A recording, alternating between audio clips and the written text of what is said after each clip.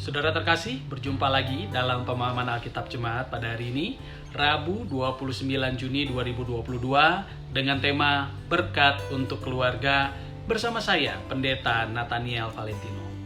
Hari ini kita akan mendalami bacaan Alkitab dari Mazmur 133.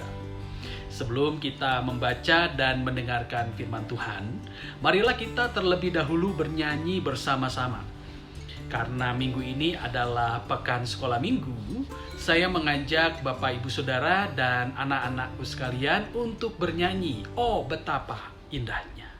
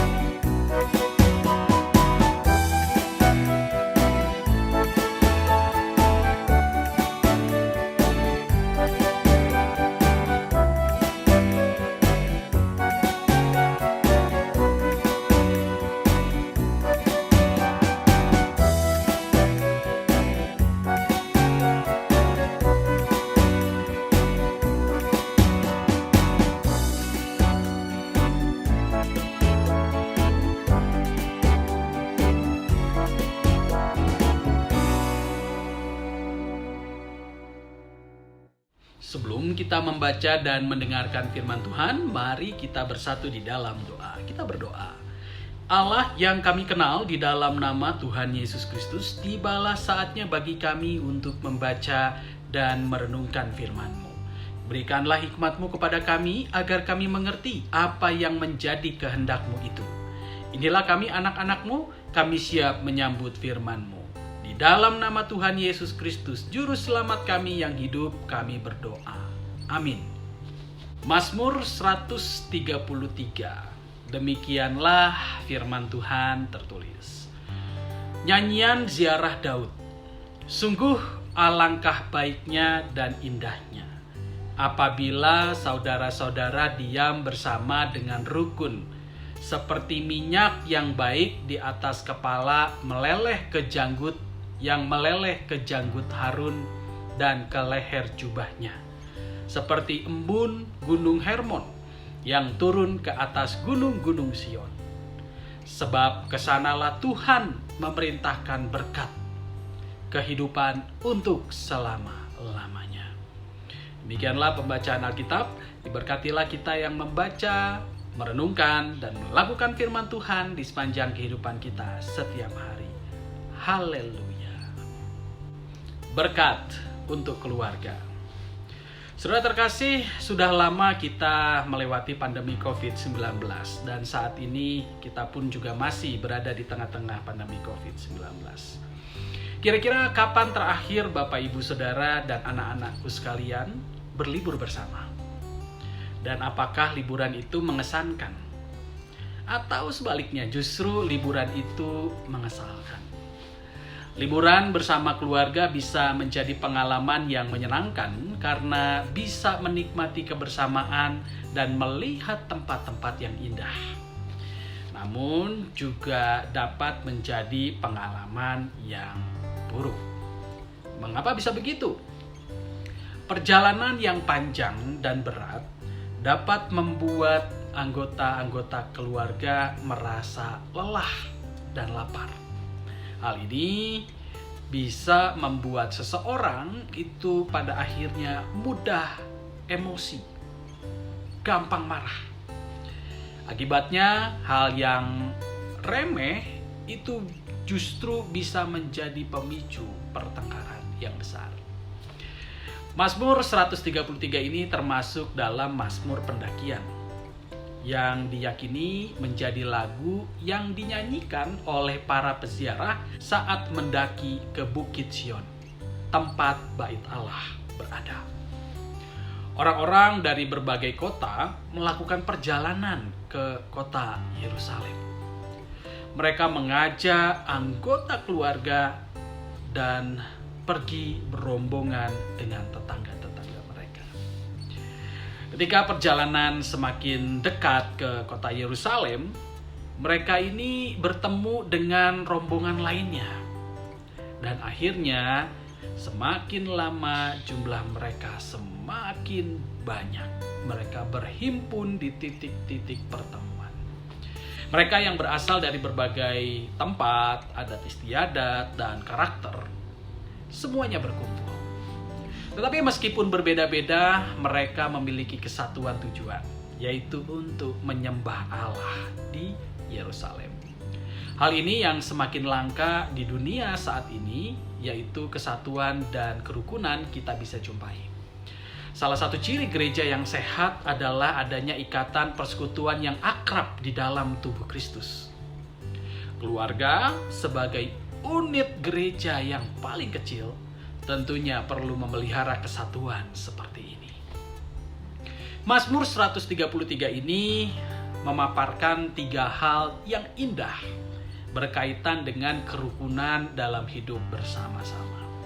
Yang pertama adalah arti penting hidup dalam kesatuan.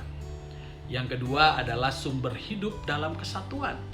Dan yang ketiga adalah berkat yang didapat saat hidup dalam kesatuan. Marilah kita membahasnya satu persatu dengan lebih lengkap. Yang pertama, arti penting hidup dalam kesatuan. Apa sih pentingnya hidup rukun? Mari kita simak ayat 1. Pemazmur menulis begini, sungguh alangkah baiknya dan indahnya apabila saudara diam bersama dengan rukun. Hidup rukun itu baik dan indah. Dalam terjemahan versi bahasa Inggris, kata indah ditulis pleasant, yang berarti menyenangkan. Dengan begitu, dapat dikatakan bahwa orang yang hidup rukun akan merasakan suasana hidup yang baik dan menyenangkan. Apalagi pada awal ayat 1 ini ada kata seru, lihat. Hal ini mengandung arti bahwa kerukunan adalah sesuatu yang sangat penting. Menurut Kamus Besar Bahasa Indonesia, kata baik berpadanan dengan elok, patut, mujur, beruntung, berguna, manjur, sembuh, dan pulih. Sedangkan kata senang berpadanan dengan kata-kata puas, lega, betah, bahagia, suka, gembira, dan sayang. Semua itu akan dinikmati oleh anggota keluarga yang hidup dalam kerukunan atau kesatuan. Lalu pelajaran yang kedua adalah sumber hidup dalam kesatuan. Dari mana asal hidup dalam kesatuan ini? Dalam ayat kedua, pemazmur mengibaratkannya dengan minyak yang baik dan embun. Perhatikan bahwa dua gambaran ini memiliki satu kesamaan, yaitu gerakan menurun. Bermula dari tempat tinggi, lalu mengalir ke tempat yang lebih rendah. Ini artinya ayat ini menyatakan bahwa sumber dari kesatuan itu berasal dari Allah. Hidup dalam kesatuan adalah anugerah dari Allah, berasal dari Allah. Mari kita bahas mulai dari minyak yang baik. Minyak adalah komoditas berharga pada zaman Israel kuno. Saat itu, minyak banyak digunakan untuk memasak, pengobatan, dan juga hal-hal berkaitan dengan refreshing, misalnya untuk aromaterapi.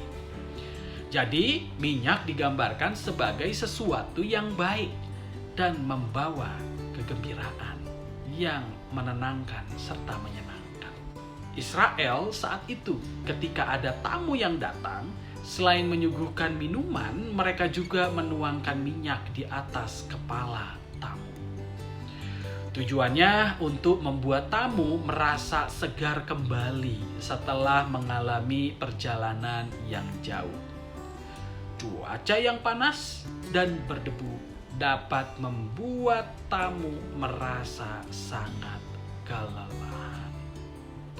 Kita dapat membayangkan seperti dalam Mazmur 23 ayat 5. Engkau mengurapi kepalaku dengan minyak, pialaku penuh melimpah.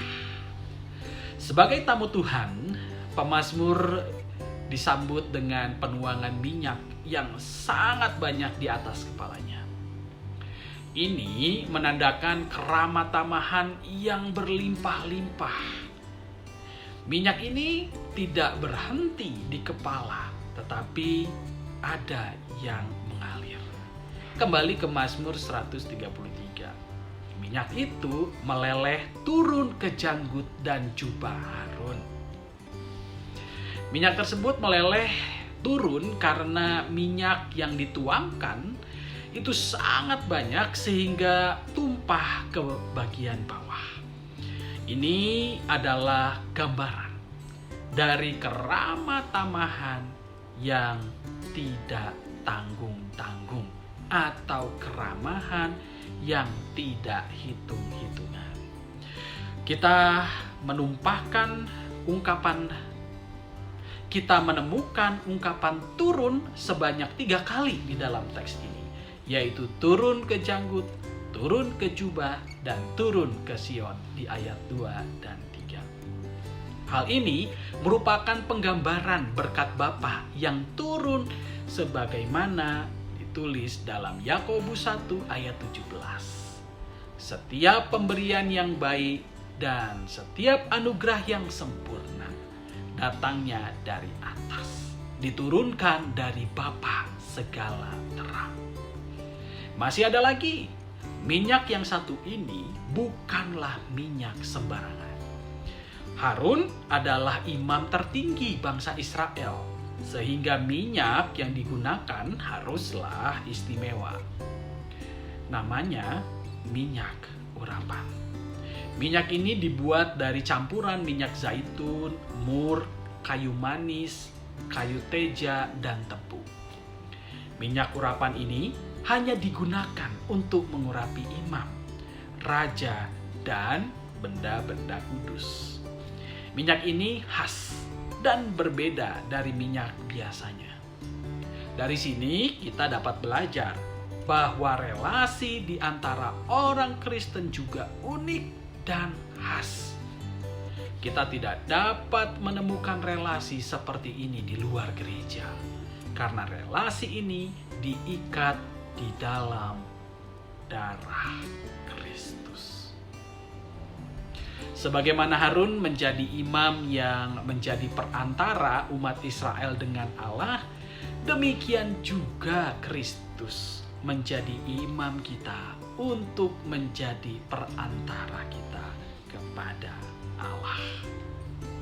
Minyak itu juga meleleh ke jubah Harun, yang di bagian dada tercantum tulisan nama-nama 12 suku Israel. Ini menjadi gambaran indah tentang berkat Tuhan dari Yesus, kepala gereja, yang mengalir turun ke jemaatnya sebagai tubuh Kristus. Saudara terkasih, kesatuan juga diibaratkan sebagai embun yang turun dari Gunung Hermon. Gunung Hermon itu berada di ujung utara Israel, berbatasan dengan Libanon dan Syria. Gunung ini tertinggi di Israel, sehingga pada puncaknya sangat dingin dan berembun. Pada musim dingin, puncak gunung ini ditutupi salju. Bandingkan dengan Gunung Sion, berlokasi di bagian selatan, gunung ini jauh lebih kecil. Udara di puncaknya juga lebih panas dan kering. Dengan perbandingan ini, kita bisa memahami bagaimana embun yang menyegarkan itu turun dari Gunung Hermon ke Gunung Sion. Hal ini menyiratkan bahwa kesatuan hati itu menyegarkan orang-orang yang terlibat di dalamnya. Pelajaran yang ketiga dari Mazmur 133 adalah berkat yang didapat saat hidup dalam kesatuan.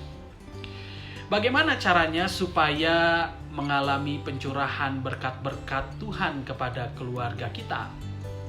Kalau menurut ayat 3, caranya adalah dengan hidup dalam kesatuan. Dalam Efesus 4 ayat 3, Paulus memberikan nasihat begini: usahakanlah untuk selalu mengikuti pimpinan Roh Kudus bersama-sama, sehingga dengan demikian saudara sekalian hidup rukun. Itu yang tertulis dalam versi firman Allah yang hidup. Kata kuncinya adalah mengikuti pimpinan Roh Kudus. Kita tidak dapat mengupayakannya sendirian. Dengan mengikuti kehendak Roh Kudus, maka kita akan menikmati kehidupan yang rukun. Pada saat itulah Tuhan akan memerintahkan agar berkat dicurahkan. Apakah berkat itu berupa harta, materi, kekayaan, jabatan, atau kehormatan? Tidak. Kalau menurut ayat 3, berkat tersebut berupa kehidupan kekal. Oh, betapa indahnya kebenaran firman Allah. Kehidupan yang rukun adalah icip-icip untuk kehidupan kekal. Setiap anggota keluarga yang hidup dalam kerukunan dan kesatuan roh sudah berkesempatan mencicipi suasana sorga. Saudara terkasih, marilah kita berdiskusi dengan suami atau istri dan anak-anak kita. Kita bisa mendiskusikan 3 hal. Yang pertama adalah apa yang harus dilakukan oleh keluarga supaya tetap dapat hidup rukun. Yang kedua, bagaimana caranya memulihkan relasi yang telah rusak karena pertengkaran-pertengkaran yang terjadi. Yang ketiga, perbedaan pendapat adalah hal biasa dalam kehidupan keluarga. Bagaimanakah cara agar saat kita berbeda pendapat itu kita tetap dapat memelihara kerukunan. Mari kita berdiskusi bersama-sama dan biarlah perenungan firman Tuhan hari ini menguatkan kita semuanya. Amin. Mari kita bersatu di dalam doa. Allah yang kami kenal di dalam nama Tuhan Yesus Kristus, Engkau telah menyampaikan kepada kami, mengingatkan kepada kami sekali lagi, agar kami dapat hidup rukun bersama-sama di tengah keluarga kami.